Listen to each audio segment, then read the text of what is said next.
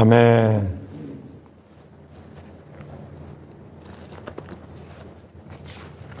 오늘은 하나님의 집에는 누가 모일까를 생각해 보고자 합니다. 하나님의 집에는 곤고한 자들이 모입니다.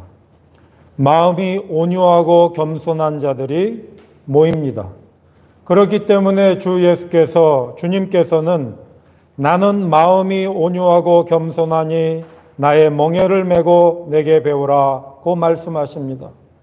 하나님의 집에 모이는 사람이 누군가를 잘 알고 하나님의 집에 모이는 사람의 삶을 살아가기를 주님은 원하십니다. 수고하고 무거운 짐진 자들에게 그렇게 말씀하시는 것입니다. 곤고한 자였던 다윗도 오늘 읽은 시편 34편에 곤고한 자들에게 이렇게 말합니다. 내 영혼이 여호와를 자랑하리니 곤고한 자들이 이를 듣고 기뻐하리로다. 곤고한 자인 다윗이 곤고한 자들에게 여호와를 증언하고 있습니다. 감사하면서 하나님의 이름을 찬양하고 있습니다. 이 곤고한 자이면서 하나님의 이름을 찬양하는 이들이 바로 하나님께 속한 사람들입니다. 곤고함 속에서도 하나님의 능력을 망각하지 않고 그 능력을 의지하여 마침내 구원의 기쁨을 누리는 사람들, 이들이 바로 하나님의 집에 모이는 것입니다. 요한계시록 7장 9절에서 12절에도 마지막 때에 하나님의 백성들이 모일 때에 그 하나님의 백성들은 모여서 하나님의 구원을 찬양하는 사람들로 그들이 모인다는 사실을 이렇게 말하고 있습니다. 요한계시록 7장 9절에서 12절인데 이렇게 말씀하고 있어요. 이 일 후에 내가 보니 각 나라와 족속과 백성과 방언에서 아무도 능히 셀 수 없는 큰 무리가 나와 흰 옷을 입고 손에 종려가지를 들고 보좌 앞과 어린 양 앞에 서서 큰 소리로 외쳐 이르되 구원하심이 보좌에 앉으신 우리 하나님과 어린 양에게 있도다 하니 모든 천사가 보좌와 장로들과 네 생물의 주위에 서 있다가 보좌 앞에 엎드려 얼굴을 대고 하나님께 경배하여 이르되 아멘. 찬송과 영광과 지혜와 감사와 존귀와 권능과 힘이 우리 하나님께 세세토록 있을지어다. 아멘 하더라.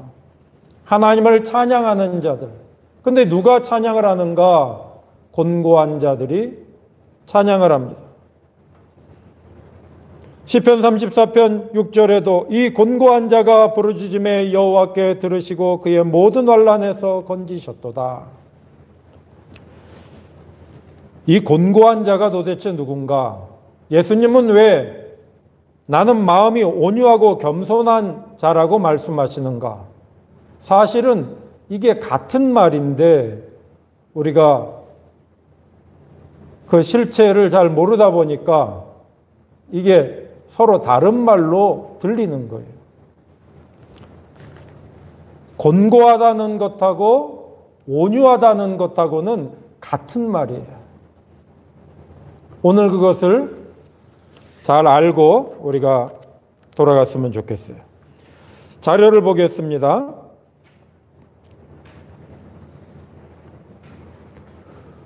곤고한 자는 히브리어로 아나브라고 하는데 문맥에 따라서 가련한 자, 힘없는 자, 가난한 자 또는 겸비한 자, 가난한 자, 겸손한 자, 빈곤한 자, 온유한 자, 곤고한 자 등으로 번역되었습니다. 그러니까 성경은 온유한 자라고도 번역하고 곤고한 자라고도 번역하고 가난한 자라고도 번역한 그것이 같은 말을, 같은 히브리 글자를 문맥상에서 번역을 하다 보니까 그렇게 다양하게 번역이 됐을 뿐이지 그 실체성은 똑같은 거예요. 어떤 실체성을 아는 게 그래서 중요한 거예요. 이 아나브의 뿌리 글자는 아인눈 해예요. 이 해가 있다는 게 중요해요. 해라는 것은 하나님의 행하심이 나타나는 거예요. 하나님이 계심을 아는 거예요. 하나님께서 아브라함에게 새 이름을 주실 때에 너는 이제부터 아브람이라고 부르지 말고 아브라함이라고 부를 것이다. 너의 아내 사레도 이제부터는 너의 아내 이름을 사레라 부르지 말고 사라라 부를 것이다. 그럴 때 이 아브람에서 아브라함으로 사레에서 사라로 그 바뀔 때에 글자 하나가 바뀌어요. 글자 하나가. 거기에 뭐가 첨가가 되냐면 해가 첨가가 되는 거예요. 해가 첨가가 돼서 아브람이 아브라함이 되고 사레가 사라 이렇게 되는 거예요. 이게 해가 첨가가 된 거예요. 너는 이제 나와 함께 살아가는 자가 될 것이다. 이런 말씀이에요.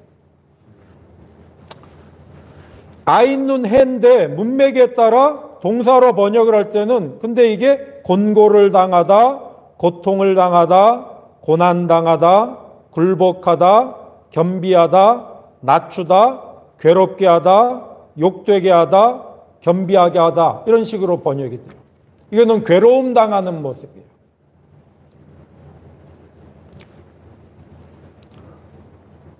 예기치 못한 어려움에 직면했을 때에 그 어려움에 어떻게 대비하고 어떻게 대하느냐가 그 사람의 특징이에요.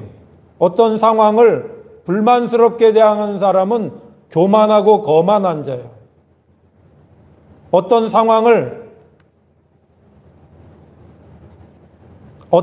상황을 맞이했을 때 전능하신 하나님을 바라보며 살아가는 사람은 가난하고 온유한 자예요. 그래서 그 실체적인 의미는 뿌리 글자의 실체적 의미는 하나님의 행하심이 나타나기를 지속적으로 바라보다.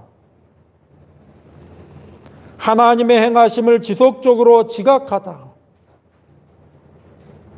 그러니까 성경에서 곤고한 자, 가난한 자, 온유한 자라고 말하는 것이 이 뿌리에 가서는 똑같은 거예요.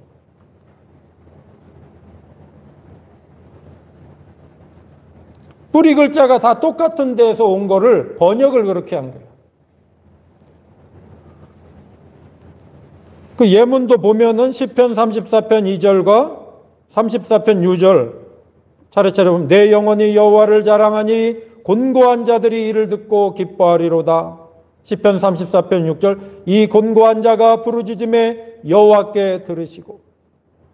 근데 놀랍게 민수기 12장 3절에 이 사람 모세는 온유함이 지면의 모든 사람보다 더하더라. 여기에 사람들이 번역을 이렇게 하니까 이게 서로 다르다고 생각을 하는 거예요. 미리암과 아론이 모세를 구스 여자를 이방 여자를 모세가 취한 일이 있어요. 근데 그거를 막 비난을 해요. 그때 여호와께서는 모세를 책망한 게 아니라 미리암과 아론을 책망을 해요. 그리고 특별히 미리암이 더 크게 책망을 받아요. 그게 민수기 12장에 나오는데 그러면서 모세에 대해서는 어떻게 평가를 하시는가? 이 사람 모세는 온유함이 지면의 모든 사람보다 더하더라. 모세는 온유하다는 거예요. 여러분, 온유하다는 것은 괴롭고 힘든 상황에 직면했을 때에 거만하게 행동하지 않는다는 거예요. 괴롭고 힘든 일을 만나면은 자기가 최선을 다하여서 그것을 해결하기 위하여 분투 노력을 하는데 삶이라는 것은 자기의 능력으로 해결할 수 없는 그 너머의 것들이 언제나 있는 거예요. 우리가 물을 주고 씨를 뿌린다고 해서 잘하게까지 할 수는 없는 거예요. 온유하다는 것은 괴롭고 힘든 상황을 만났을 때에 성질내고 분내고 욕하고 비방하고, 괴로운 일 만나면 남 욕하는 사람들이 있어요. 그 사람은 온유합니까? 온유하지 않은 거예요. 모세는 괴로운 일을 만났을 때에 성질내고 비방하고 그러지 않고, 그 환난의 괴로운 순간을 자기가 최선을 다하여 극복하고자 해도 할 수 없는 부분을 알기 때문에 그 괴로운 상황에 자기를 부르신 여호와, 자기를 부르셨잖아요. 자기를 부르신 의로우신 여호와 앞에 언제나 부르짖었다는 거예요. 여러분, 구약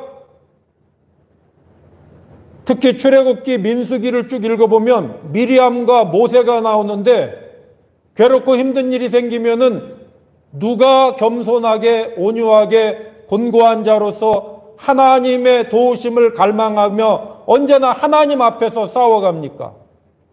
미리암입니까? 모세입니까? 미리암은 좋아서 좋은 일 만났을 때 찬양하고 기뻐하는 게 출애굽기 15장에 나와요.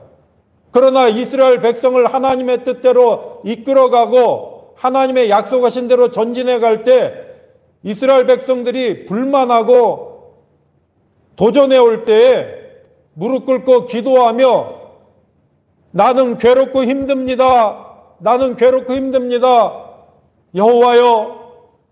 그리고 하나님의 도우심을 바라본 사람은 누굽니까? 모세였던 거예요.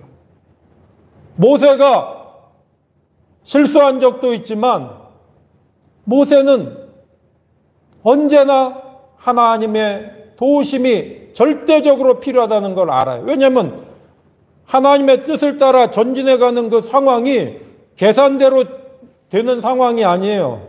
우리가 다 알 수 없는 상황들이 생기는 거예요.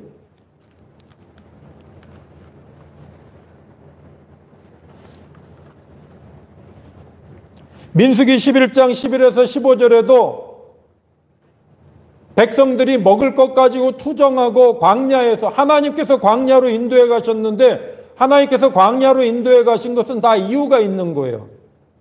온유한 것을 가르쳐 주려고, 곤고한 것을 가르쳐 주려고, 낮추셔서 진짜 공고한 자가 되는지, 나를 의지하는지, 자기 계획으로 나 될 수 있다라고 착각하고 살아가는지.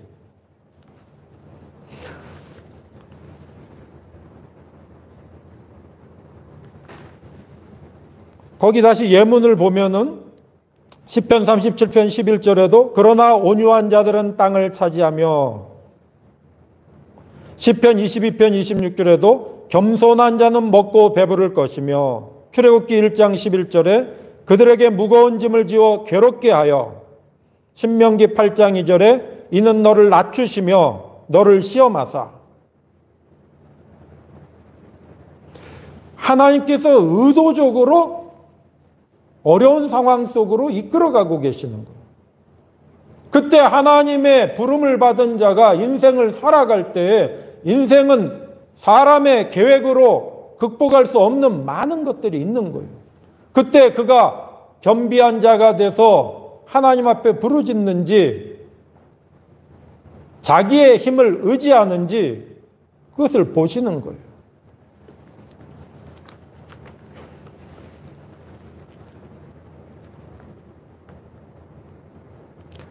모세는 순간마다 하나님의 인도하심을 갈망했어요. 그래서 민수기 11장 11, 15절에 괴로운 일을 만나면은 다른 사람, 거만하고 교만한 사람들은 특징이 뭐냐면 사람을 비난을 해요. 사람을 막 이래라 저래라. 곤고하고 겸손하고 온유한 사람은 예기치 못한 상황을 만났을 때에 전능하신 하나님, 의로우신 하나님 앞에 가서 투정을 해도 그 하나님 앞에서 투정을 해요. 그게 틀린 거예요.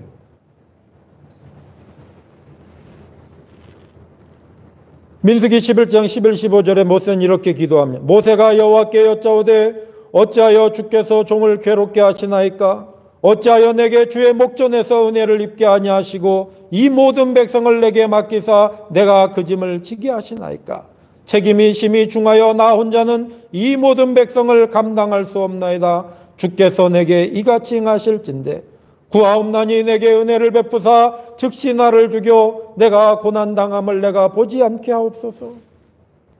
너무나 고통스러우니까 하나님 앞에 투정하고 있는 거예요. 하나님이 도와주셔야지, 이것은 내가 할 수 없는 일이지 않습니까? 여러분, 바로 이 사람이 게으른 사람을 말하는 게 아니에요. 자기가 해야 할 것을 다 해도 마지막 넘어설 수 없는 부분들이 있는 거예요.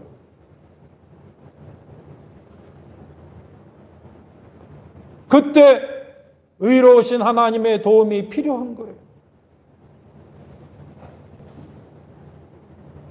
우리 한국의 역사를 이렇게 공부하다 보면은, 또 목사로서 교회 역사를 공부하다 보면 한국이 멸망당하는 그 무렵에 놀랍게 예수 그리스도의 복음이 한반도에 전파가 된 거예요. 그런데 한반도에 예수 그리스도의 이름을 알게 된 사람들이 생긴 거 얼마 안 돼서 일본 제국주의의 침략 속에서 나라가 망했어요. 여러분, 그때 그리스도인들은 어떻게 견디어갔는가?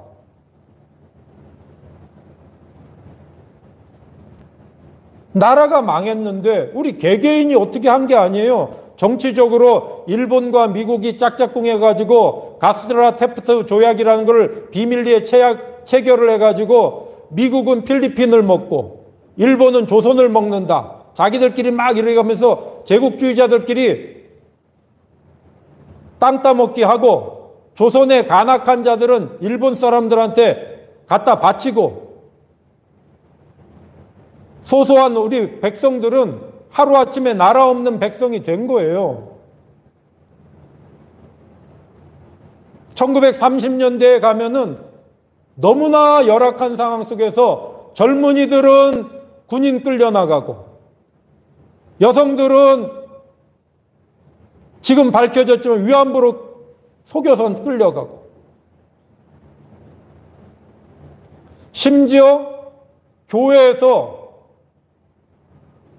천황에게 절하라고 강요하고 교회에다가 그때 어떻게 양심을 가진 소수의 그리스도인들은 견뎌갔는가?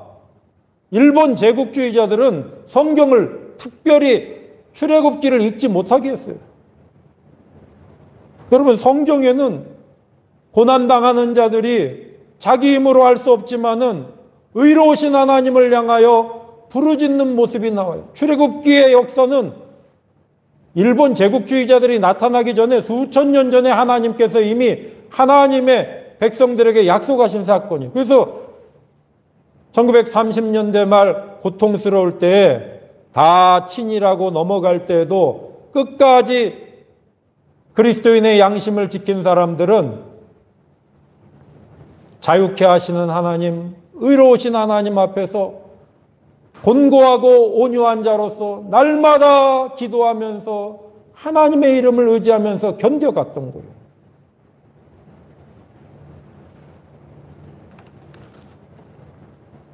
대한민국의 역사는 그래서 너무나 신비한 게 있는 거예요. 아시아 국가 중에서 예수 그리스도의 이름을 알고 의와 진리를 위하여 기도하는 아시아 국가 거의 없는 거예요.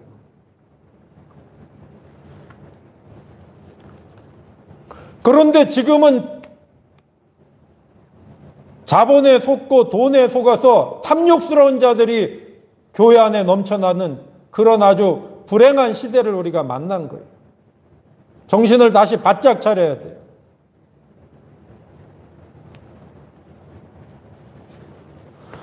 주님께서는 곤고한 분이셨어요. 그래서 주님께서는 나는 곤고하다, 나는 온유하다, 나는 겸손하다. 나는 곤고하다. 그렇게 말씀하고 있는 거예요. 나의 멍에를 메고 나에게 배워라. 이 멍에는 소에게 하는 그런 무거운 그런 멍에가 아니라 감추어져 있는 멍에예요. 인간으로서, 사람으로서 넘어설 수 없는 이 불의와 악한 현실 속에서 의와 진리를 향하여 전진해야 되는 멍에인 거예요. 주님은 그래서 나는 온유하다, 겸손하다. 즉 구약의 이 히브리 말을 알아야 되는 거예요. 아나브. 나는 언제나 내 아버지를 바라본다. 하늘에 계신 내 아버지께서 나의 부르짖음에 응답하신다. 요한복음 11장 41, 42절에 나사로를 무덤에서 불러내시기 전에 주님께서는 이렇게 말씀하시는 거예요. 예수께서 눈을 들어 우러러보시고 이르시되 아버지여 내 말을 들으신 것을 감사하나이다. 항상 내 말을 들으시는 줄을 내가 알았나이다. 여러분, 주님은 겸손하게 온유하게 곤고한 자로서 언제나 하늘에 계신 아버지께 갈망하며 바라보며 사셨다는 거예요.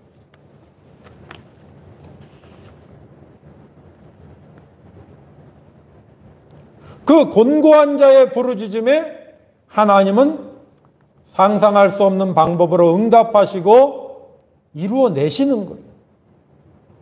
여러분, 우리는 그러기 때문에 온유하고 겸손하신 곤고한 자이신 예수 그리스도와 함께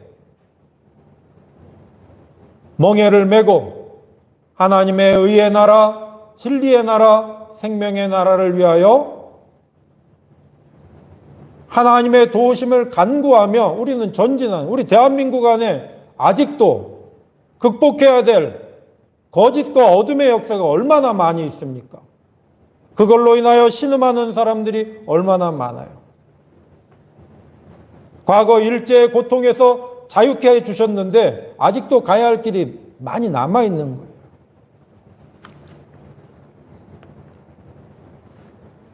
하나님의 복음은 아무에게나 전파되는 게 아니에요. 곤고하고 가난한 자에게 그 복음이 전파되는 거예요. 관심 없는 사람들에게 복음은 의미가 없는 거예요. 날마다 육신에 썩을 것을 구하는 사람들은 썩지 않는 영원한 것에 대하여 말하면 다 졸려서 잠을 자는 거예요. 인생은 썩지 않을 영원한 것에 대하여 관심을 가져야 되는데 썩을 것에 대한 관심밖에는 없는 사람들에게는 복음이 전파되지 않는 거예요. 그래서 자료 맨 끝에 이사야 61장 1절에 가난한 자에게 아름다운 소식을 전하게 하려 하심이라. 이거는 이사야 61장 1절에 그리스도 예수의 복음의 역사를 미리 말씀하시는 장면이에요. 주 여호와의 영이 내게 내리셨으니 이는 여호와께서 내게 기름을 부으사 가난한 자에게 아름다운 소식을 전하게 하려 하심이라. 나를 보내사 마음이 상한 자를 고치며 포로된 자에게 자유를, 갇힌 자에게 노임을 선포하며. 하나님의 나라는 가난한 자들이 모이는 거예요. 곤고한 자들이 모여요. 겸비한 자들이 모여요. 마음이 상한 자들이 모여요. 무엇 때문에 마음이 상한 자입니까? 영원한 것, 의로운 것을 갈망하느라고 괴로움 당한 사람들인 거예요. 주님께서도 감옥에 갇힌 세례 요한에게 자신에 대해서 이렇게 말씀하십니다. 마태복음 11장 4, 5절이에요. 예수께서 대답하여 이르시되 너희가 가서 듣고 보는 것을 요한에게 알리되 맹인이 보며 못 걷는 사람이 걸으며 나병 자가 깨끗함을 받으며 못 듣는 자가 들으며 죽은 자가 살아나며 가난한 자에게 복음이 전파된다 하라. 여기 가난한 자라는 말이 곤고한 자예요. 괴롭고 힘든 상황 속에서도 의를 갈망하며 살아가는 사람. 여러분, 우리 대한민국의 역사는 그런 고통 속에서도 하나님의 의를 갈망하는 사람들의 역사가 감춰져 있는 거예요. 최근에는 대한 외국인들이 많은데, 대한 외국인들이 어떻게 해서 이렇게 한국말을 잘하는지, 캄보디아 사람이 있더라고요. 근데 이 사람이 아주 한국말을 잘해요. 근데 이 사람이 캄보디아 푸놈펜 국립대학을 다닐 때에 옆집 사람이 막 싸우는데 그 소리가 뭔 소리는 몰랐는데 나중에 알고 봤더니 한국 사람들이 와가지고 아저씨들이 싸웠다는 거예요. 근데 이게 이상하죠? 그 싸우는 소리가 어떤 나라 말인지 그게 그렇게 아름답게 들렸다는 거예요. 참 그게 이상하죠? 그래가지고 이 사람이 원래 일본어를 공부하고 있었는데 그 말이 뭔가 하고 궁금해하다가 그게 한국어라는 걸 알고 한국어를 관심을 갖게 됐는데 캄보디아에 간 어떤 선교센터에서 한국어를 가르치는 프로그램이 있어가지고 거기 가가지고 한국어를 배우기 시작을 했다는 거예요. 그래 자기는 원래 푸놈펜 국립대학교에서 우리로 얘기하면 서울대학교 같은 아주 영재죠. 자기 친구들이 일본 사람들이 많아서 일본어를 배우고 있었는데 한국어가 좋아가지고 한국어를 배우기 시작을 했고 일본 친구들이 일본어 더 배우라. 근데 나 일본어는 내 저기가 아닌 것 같아. 그래서 한국어를 더 열심히 배웠대요. 한국어를 배우면서 한국의 역사를 알고 문화를 알고 나니까 또 한국에 유학도 오게 되고 보니까 한국이 자기에게 더 맞는 이유를 알게 됐다는 거예요. 그럼 뭐냐? 한국은 일본 제국주의 침략 속에서 고난 속에서 그것을 이겨낸 민족이구나. 근데 이 캄보디아도 프랑스 제국주의자들에게 엄청나게 시달린 민족이거든요.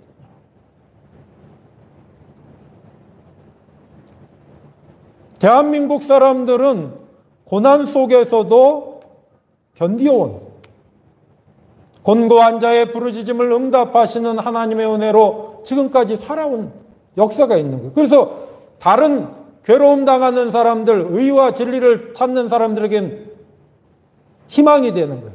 이 사람이 나중에는 연세대학교 대학원에 오게 되고 또 거기 선교센터에서 한국어를 가르치는 한국 여자분이랑 깊은 관계가 돼서 결혼까지 했다는 거예요. 지금 자식을 낳고 살고 있다는 거예요.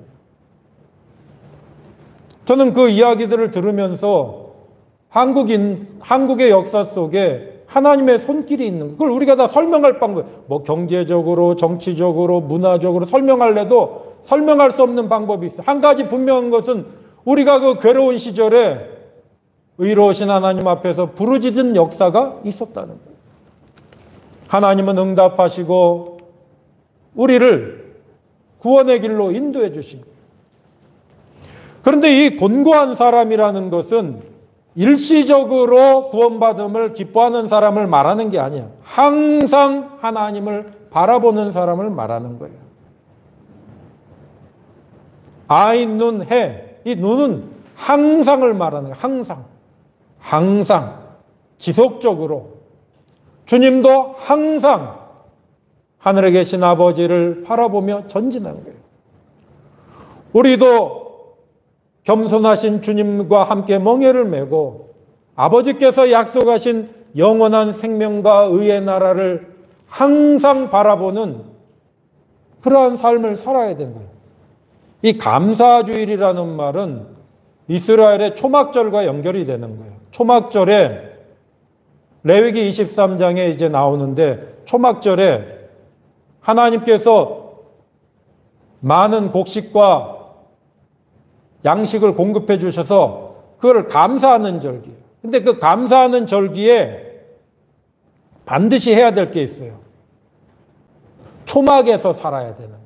초막에서. 초막을 짓고 일주일 동안 초막에서 살아요. 근데 이 초막에서 산다는 것은 감사한 거예요. 왜냐면 저도 여기 시골에 살면서 나뭇가지가 이렇게 자라가지고 그 나뭇가지를 꺾어서 한다는 것은 풍성하다는 거예요. 풍성하지 않으면 나뭇가지를 가지고 텐트, 집을 만들 수 있겠어요? 초막을 만들 수 있겠어요? 겨울에 어떻게 초막을 만들어요? 풍성한 나뭇가지를 해서 4가지 나뭇가지를 가르쳐 줘가지고 그 4가지 나뭇가지로 초막을 짓고 일주일 동안 살으라. 근데 이것은 2가지 의미가 있는 거예요. 그 풍성함을 주셨다는 거예요. 하나님이 풍성함으로 인도해 주시고 초막에서 이끌어 주신다는 거예요.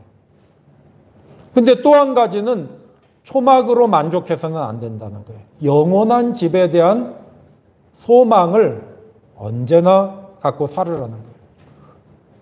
우리도 주 예수 그리스도 안에서 지금까지 은혜로 이끌어 주셨어요. 그 은혜로 이끌어 주신 것으로 끝나는 게 아니에요. 영원한 생명으로 덧입기를 소망하며 우리는 늘 하나님의 약속을 바라보는 거예요. 고린도후서 5장 4절에 그래서 이런 말씀이 있어요. 참으로 이 장막에 있는 우리가 짐진 것 같이 탄식하는 것은 벗고자 함이 아니요 오히려 덧입고자 함이니 죽을 것이 생명에 삼킨 바 되게 하려 함이라.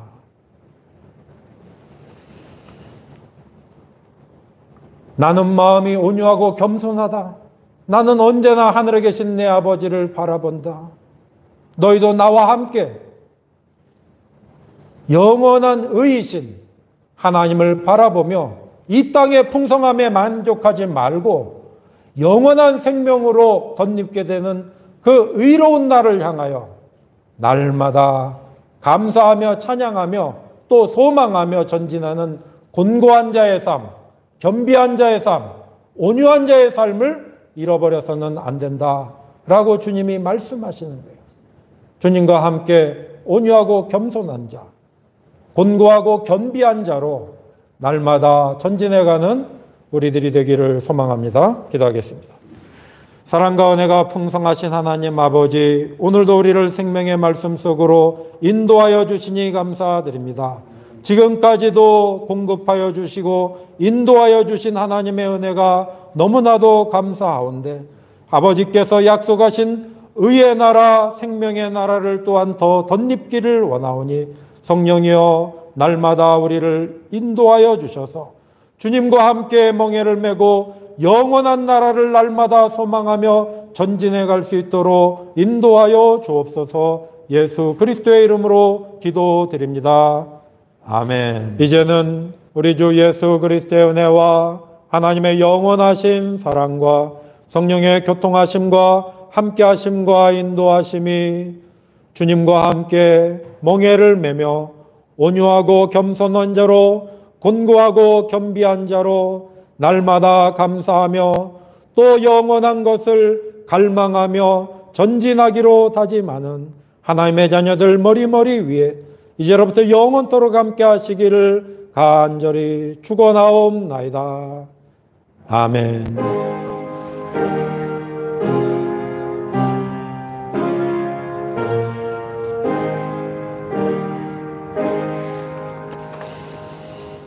네, 자리에 앉아 주시기 바랍니다. 오늘은 추수감사주일로 지킵니다. 떡을 준비했으니까 받아가시기 바랍니다. 우리 서로 반갑게 인사하고 마치겠습니다. 샬롬.